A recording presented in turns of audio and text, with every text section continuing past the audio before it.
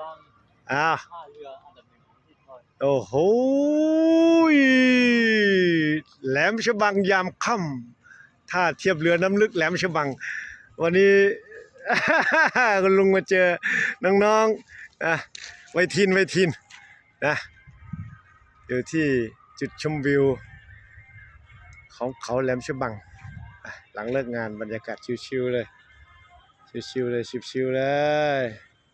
เสียดายมาไม่ทันพระอาทิตย์ลับทะเลที่ขอบฟ้าแหลมฉบังทะเลแหลมฉบังสวยงาม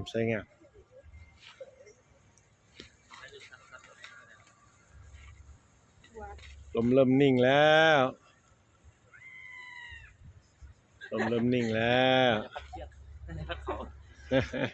ดีแล้วกูไม่กินอย่างนี้ ถ่ายรูปกัน